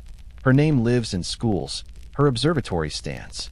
Though Scylla saw other kings, Siandik carved a woman's mark on the stars. You look up, they gaze back, remembering. You tread a place that feels unreal, high in the Caucasus Mountains, where clouds cling to cliffs and air feels like glass about to crack. Here lies a kingdom, radiant as a lost jewel. Ancient, proud, too hushed for modern ears. Rivers below trace old borders. A church's faint silhouette graces the sky. In a monastery courtyard, mosaic tiles cool underfoot, she stands. Tamar of Georgia, posture firm, eyes steady, looking past you to an unwritten future. Uncrowned, she needs no crown. Authority pulses within her. It's 1184, and Georgia, yes, that Georgia, nears its golden age, led not by a warlord or emperor, but a woman whose legend precedes her by centuries. You'd assume her rise was peaceful. You'd be wrong. Crowned at her father King George III's death, named heir from conviction and necessity as his only child, she faces a world where daughters don't inherit kingdoms. Yet Tamar exists, and that changes all. The crown weighs heavy, heavier on a woman. Nobles, clergy, and wary aristocrats in brocade convene, whisper, demand a second coronation, free of her father's sway, to reassert their power, subtly signaling who truly decides. She consents, then quietly defies them, holding the throne. From the outset, Tamar grasps a truth. The men around her will tolerate her rule only if they think they shape it. She lets them believe so, then selects her own viziers, fortifies her court with loyalists, and gently steers the kingdom toward a new path. They press her to marry publicly. She agrees softly, choosing Yuri Bogolyubsky, a Russian prince with fine features, decent lineage, and a deplorable character. He drinks, disrespects her, stumbles through court like he's courting exile. So she grants it. Yuri is exiled. Nobles stiffen. She smiles, and Georgia endures. This act, ousting her husband, marks the first spark of her resolute vision. You trail her as the court transforms. She's no sword-wielding conqueror, but a queen with a map, and that map expands. Under her, Georgia's reach stretches across the Caucasus, through Armenia, into parts of Anatolia and northern Iran.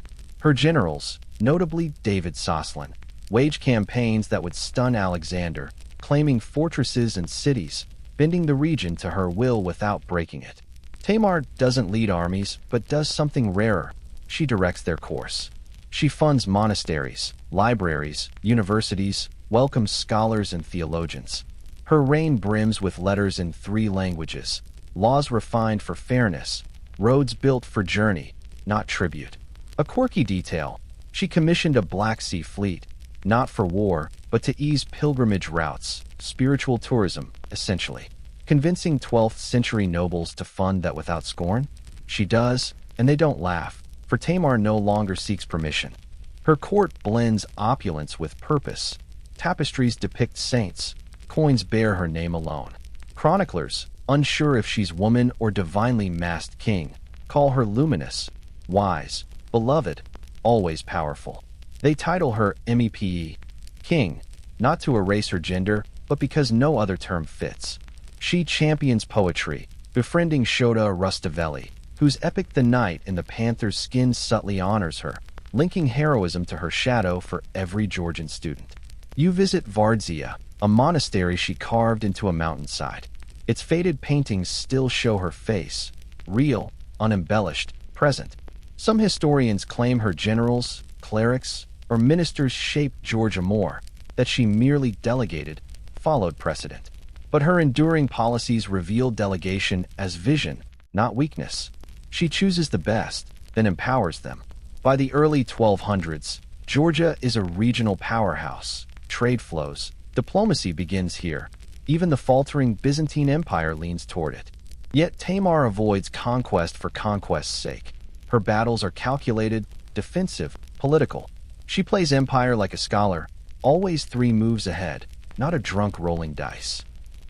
She remarries quietly to David Soslan, a noble with military skill and the wisdom to respect her rule. They raise 2 children. Her son, George IV, later inherits. The court never forgets who secured his right. Her later years are serene, not idle. She governs, settles disputes, corresponds with religious leaders. Pilgrims passing through Tbilisi carry tales of a queen who walks with bishops, listening more than speaking. She dies in 1213, around 50, her funeral private, her tomb unknown, perhaps hidden to thwart foes, or nestled in a mountain monastery. No inscription, no statue, but none needed. Her memory became a banner. Even after Mongol invasions, shifting borders, and centuries, Tamar endures as Tamar the Great in modern Georgia, her story taught before children know their own. Her image graces churches, walls, songs. When something endures against odds, it's called as stubborn as Tamar. You sit in her memory's shade, stone warm from the sun, a breeze stirring the trees. The silence isn't empty, but brims with something vast, soft, unconquered. She's gone, yet everywhere. You enter a throne room that's read too much about itself, gleaming with gold leaf walls reflecting your hesitation. Mirrors within mirrors, chandeliers fit for a musical about chandeliers. At its heart, draped in velvet, is Christina of Sweden, mid-monologue on stoicism, baffling courtiers, refusing to stay still long enough to meet expectations. This queen wasn't born to conform but to question. What if I just walk away? Rewind to 1626, born the only legitimate child of King Gustavus Adolphus, Sweden's warrior king, a Protestant hero who names his toothless daughter his heir. Christina's early life is, mildly put, unusual. Her father dies in battle, armored, mid-campaign, and she becomes queen at 6. Too young to rule, a regency forms, but her father's wish, raise her as a prince, holds.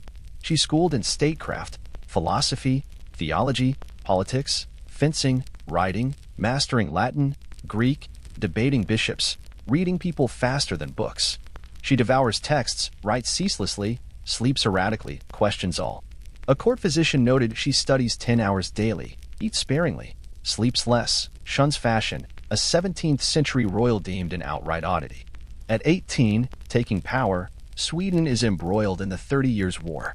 She inherits a Protestant mantle, a war-driven economy, and advisors urging her to wed a prince and be pliable. She does none of it, governing as if both ruling and evading rule. She streamlines court finances, invests in arts, philosophy, ushers Sweden into the Enlightenment before most kings grasp the concept. She invites thinkers, musicians, mathematicians, notably René Descartes, who tutors her in philosophy, only to die of pneumonia, perhaps from her pre-dawn, unheeded lessons. Historians debate her remorse. She refuses marriage, even pretense. The court, aghast, suggests her cousin Charles Gustavus. She laughs, firmly declining to become a royal incubator. A quirky note, Christina often wore men's attire, boots over petticoats, short hair, sword in hand, striding like a general, speaking like a scholar. No one predicted her next move. She shared intense bonds with women, especially Ebespere, their letters brimming with longing, devotion, stirring modern biographers. Lovers or not, Christina defied 17th century norms. In 1654, after a decade's rule, she stuns Europe. She abdicates.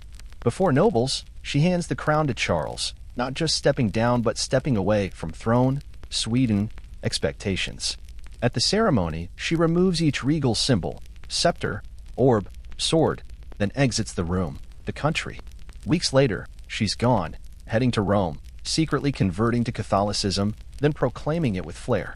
For Protestant Sweden, it's like torching her diplomatic credentials and reveling in the blaze.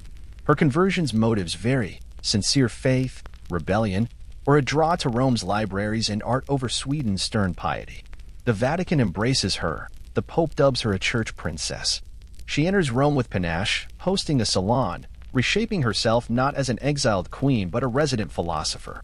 Her Roman court hums with music, debate, drama. She attends operas, challenges bishops, funds artists, collects sculptures, tries, and fails to become Queen of Naples or lead a Catholic order. She orders assassinations, notably Monaldeschi, her master of the horse, executed in a French palace hallway for alleged betrayal. No trial, just her command. It scars her reputation, even in Rome, tolerant of theological and political theatrics. Yet she persists, writing, hosting, living as she chooses, never returning to Sweden, calling it the land of her youth, never home. She resides in Palazzo Corsini, a lavish Roman villa of books, sculptures, and scholarly spats. Befriending cardinals, corresponding with Voltaire, outliving popes, she never weds, never regrets. Dying in 1689 at 62, she's granted a rare honor. burial in St. Peter's Basilica, among few women. Her tomb, simple yet regal, rests near popes and saints. You walk the basilica now, the floor humming, air thick with incense and legacy. There, among saints, sleeps Queen Christina of Sweden, who reigned like a question mark. Her critics learn she's no mere steward of the crown but its foundation. You trail her as the court transforms. Not a sword-wielding conqueror, she's a queen with a map, and that map expands. Under her, Georgia's influence stretches across the Caucasus, through Armenia, into parts of Anatolia and northern Iran. Her generals, led by David Saslan, wage campaigns that would awe Alexander, seizing fortresses and cities, aligning the region to her will without shattering it. Tamar doesn't ride into battle, but excels in directing it. She funds monasteries, libraries, universities, inviting scholars and theologians. Her reign brims with trilingual letters, laws refined for justice, roads built for travel, not tribute. A quirky note, she commissioned a Black Sea fleet, not for war but to ease pilgrimage routes, spiritual tourism, essentially. Persuading 12th century nobles to back that without mockery?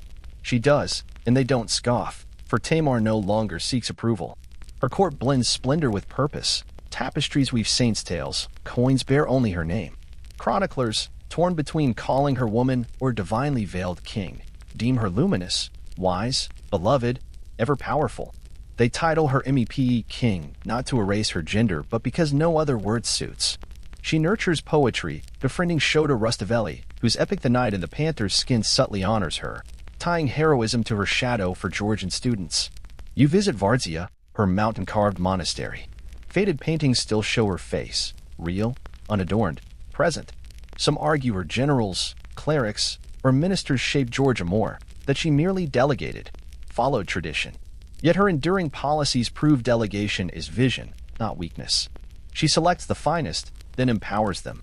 By the early 1200s, Georgia is a regional titan. Trade flows, diplomacy begins here. Even the waning Byzantine Empire leans toward it. Tamar avoids conquest for its own sake. Her battles are calculated, defensive, political. She plays empire like a scholar, 3 steps ahead, not a gambler tossing dice. She remarries quietly to David Saslan, a noble with military prowess and the sense to respect her rule.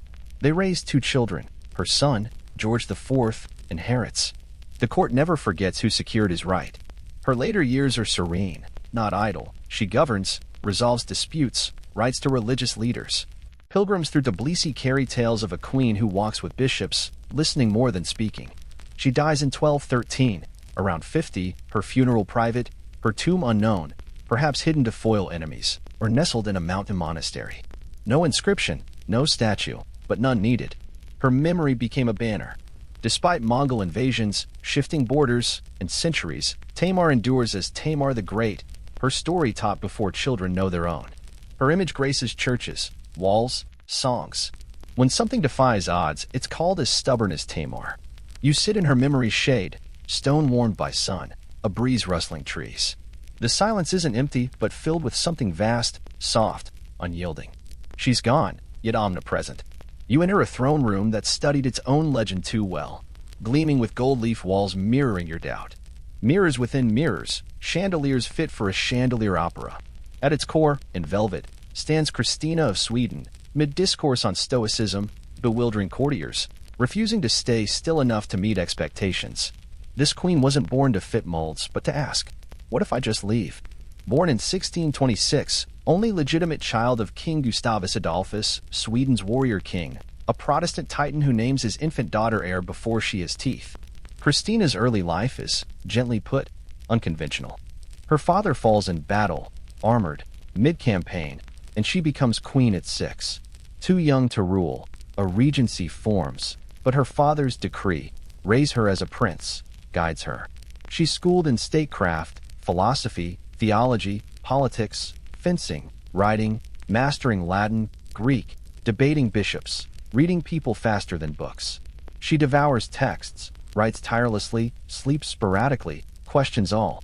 A court physician noted she studies 10 hours daily, eats little, sleeps less, ignores fashion.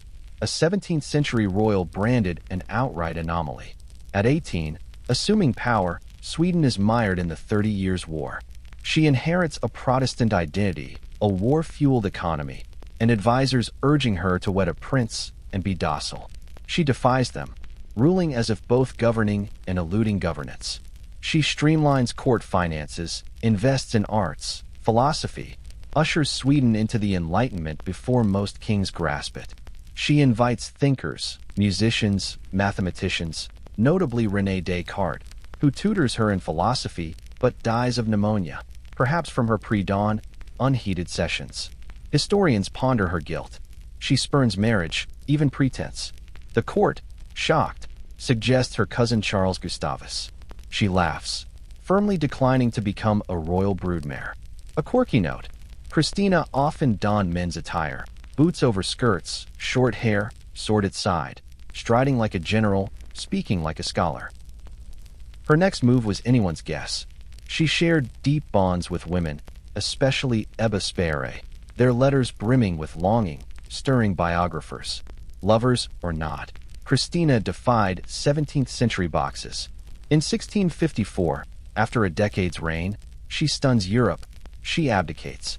Before nobles, she hands the crown to Charles, not just stepping down but stepping away from throne, Sweden, expectations. At the ceremony, she sheds each regal emblem, scepter, orb, sword, then exits the room, the nation. Weeks later, she's gone, heading to Rome, secretly converting to Catholicism, then proclaiming it with flair. For Protestant Sweden, it's like torching her diplomatic ties and dancing in the embers. Her conversion's reasons vary: genuine faith, rebellion, or Rome's libraries and art over Sweden's stern piety. The Vatican embraces her. The Pope names her a church princess. She enters Rome with panache, hosting a salon, recasting herself not as an exiled queen but a philosopher in residence. Her Roman court buzzes with music, debate, drama. She attends operas, challenges bishops, funds artists, collects sculptures, tries, and fails to become Queen of Naples or lead a Catholic order. She orders assassinations, notably Monaldeschi, her master of the horse, killed in a French palace hallway for alleged betrayal. No trial, just her word. It tarnishes her name, even in Rome, tolerant of theological and political theatrics.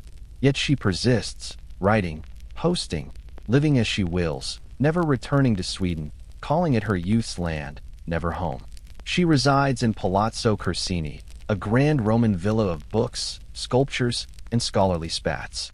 Befriending cardinals, writing to Voltaire, outliving popes, she never weds, never regrets. Dying in 1689 at 62, she's granted a rare honor: burial in St. Peter's Basilica among few women. Her tomb, simple yet stately, rests near popes and saints. You walk the basilica now, floor humming, air thick with incense and legacy. There, among saints, rests Queen Christina of Sweden, who reigned like a question mark and left like an exclamation point. She's remembered as a philosopher queen, queer icon, religious defector, gender non-conforming monarch, a political tempest in opera gloves. She left no heir, no dynasty, no successor, but a story that won't stay quiet. You sit in her library, a philosophy book open where she left it centuries ago. In the silence between lines, her voice whispers, "Why stay where you're not free?" Then she's gone, as ever. You stand on a hill that remembers, its coarse, grayish grass not swaying but standing firm. The wind howls across the ridge, not melodious but cautionary. Below, a Roman-built road, straight and enduring, or so they thought, snakes like a scar through fields. Then she appears over the hill, not her at first, but her chariot's outline, twin horses, two daughters gripping the frame. At the center, towering against the sky, is Boadicea, hair unbound, voice a blade needing no steel. She's not here to beg, but to obliterate. This is Roman Britain, circa 60 or 61 CE. The empire's legions overreaching into the west like a hand snagged in thorns. They've seized the south, built towns, forts, roads, walls, renamed rivers, redrawn borders, ignored treaties. Boadicea, queen of the Iceni, observed this patiently until patience turned toxic. Her husband, Persutigus, ruled peacefully under Roman protection, what honest Britons called occupation, cloaked in clean togas. At his death, He willed his kingdom to his daughters and Rome, seeking peace. The Romans scorned it, seizing land, plundering coffers, publicly whipping Boadicea, assaulting her daughters, looting noble homes. Not policy, but humiliation veiled as law. That sparked the fire, not figurative, but real. You feel its heat now, rising from memories of burning cities. It began with Boadicea, quietly, fiercely, riding tribe to tribe, rallying warriors, words, vengeance. She offered not freedom but retribution, and tribes heeded. Iceni, Trinovants, resentful neighbors of Roman Colchester, and others, some for justice, some for plunder, all for a cause beyond surrender. Historians estimate she led 100,000 warriors, farmers, hunters, women, men, spears honed, bodies painted, spirits fueled not by patriotism but fury. Her first target, Camulodunum, now Colchester, a model Roman settlement. They sought Rome's aid. They got a polite letter. Then Boadicea struck, razing it. The Temple of Claudius, honoring Britain's conqueror, became a human furnace. Survivors were hunted in alleys, fires outpacing prayers. The city turned to smoke. Roman governor Suetonius Paulinus, subduing Anglesey in the west, heard the news, turned back, too late. Boadicea moved south to Londinium, then a young trading hub, thriving, undefended. Paulinus, unable to hold it, evacuated. Boadicea arrived. Londinium vanished in flames, stripped, scorched, leveled, skeletons in ditches, beams like kindling. Ashes sank deeper than foundations. Archaeologists still find black ash beneath modern London. Verulamium, now St. Albans, met the same fate. No mercy, no survivors. Roman sources claim over 70,000 died across these cities. Yet she wasn't reckless, keeping her daughters close, making it personal, not symbolic. Every battle, speech, step reclaimed ground from an empire mistaking silence for consent. A quirky note, Roman historian Dio described her as tall, terrifying, with red hair to her hips, a harsh voice, piercing glare, likely exaggerated, but even foes spoke of her with uneasy awe. Yet Rome was Rome. Paulinus regrouped, choosing a battlefield, a narrow pass, forested, no flanking paths, a brilliant trap. Boadicea's forces, emboldened, marched in. The Romans' discipline, their strength, prevailed. They absorbed the Britons' charge, counterattacked, then slaughtered. Boadicea's supply carts, parked behind, blocked retreat, a massacre. Tens of thousands of rebels fell, Roman losses few. The rebellion ended not with a war cry, but silence. Boadicea vanished. No captured body, no parade, no toppled statue, only guesses. Tacitus suggested poison. Others cited illness, escape, or burial beneath modern King's Cross Station, which might explain its aura. Her grave remains unfound. Her name, Boadicea, Boudica, Boadicea, uncertain, perhaps meaning victory. But Rome changed post-rebellion. Governors grew cautious. Colonists built stronger walls. Taxes eased briefly, for they remembered.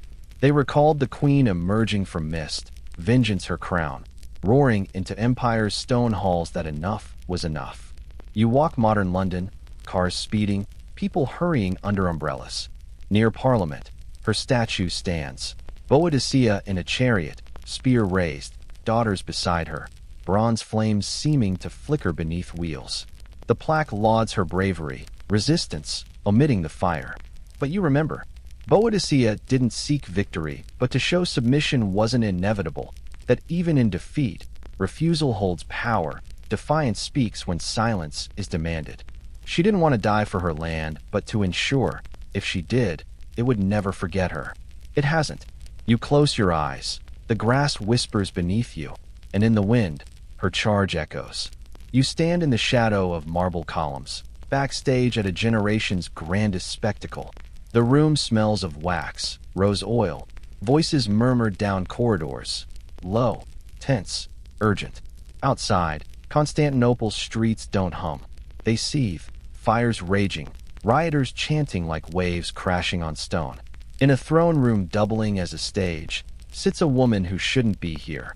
Theodora, still, deliberate, spine rigid as the Eastern Roman Empire quakes beneath her sandals. It's 532 CE, and the Nika riots engulf the capital. The Hippodrome is a battleground.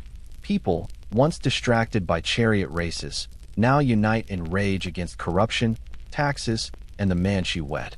After days of bloodshed, Emperor Justinian is poised to flee.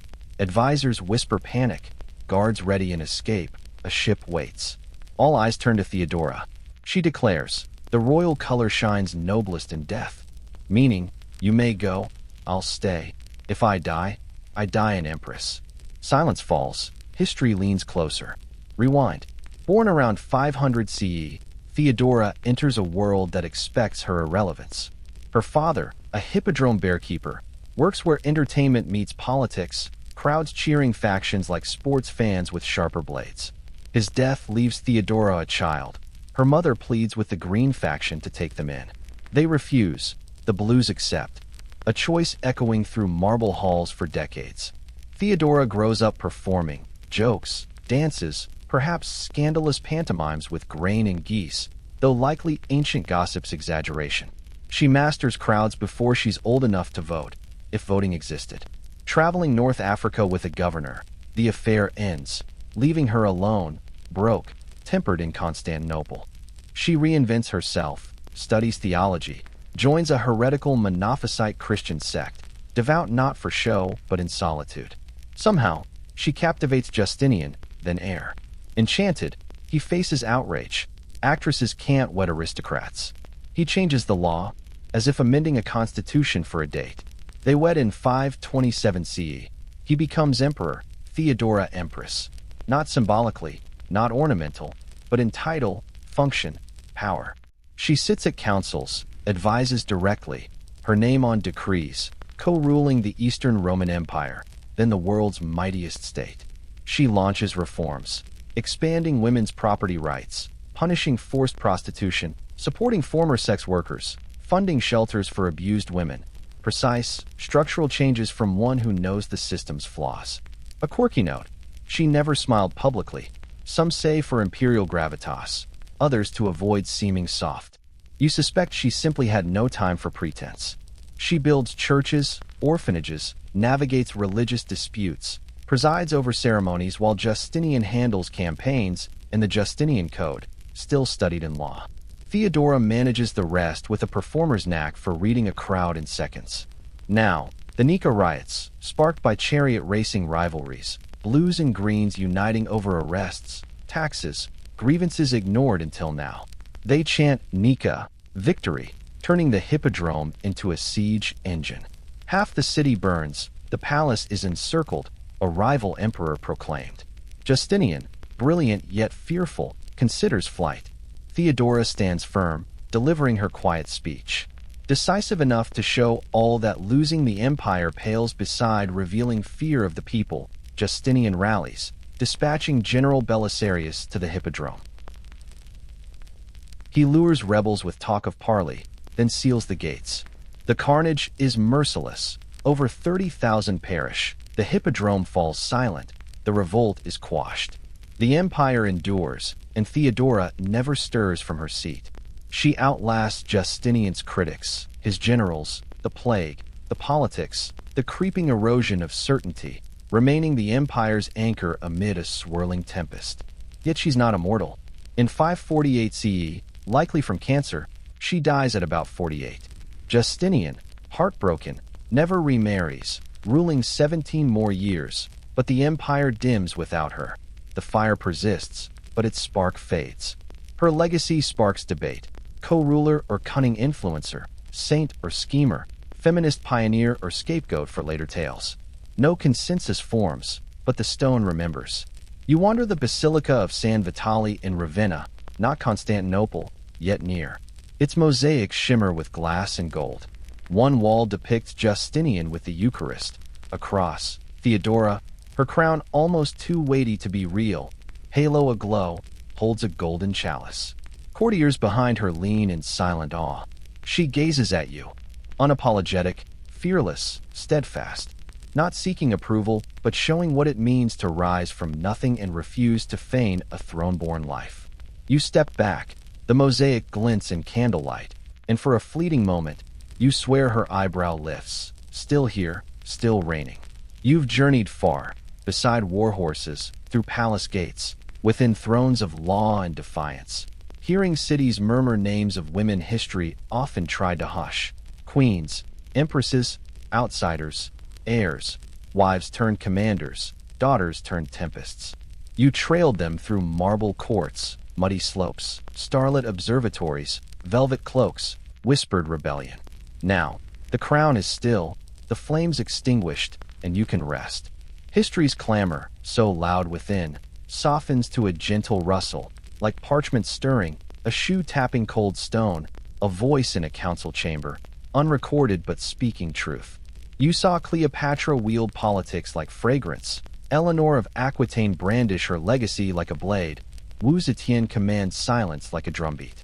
You watched Nzinga make a man her throne, her back never touching earth, Elizabeth armor herself in silence and white lead, Siendic raise towers to touch the stars. You followed Marie Antoinette into a silence deeper than any aria, rode with Rani Lakshmibai, child on her back, swords in hand, felt Boadicea quake the earth to remind Rome that mist dwellers don't vanish.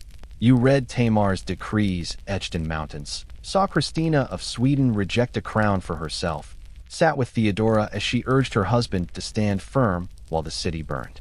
Through them, you witnessed a recurring wonder. Each, in her way, grew beyond her allotted bounds. Not flawless, not simple, not safe, but real. They weren't symbols or gilded tales, but women waking in a world saying no, no throne, no vote, no voice, no rights. Answering with deeds that didn't always triumph, but always counted.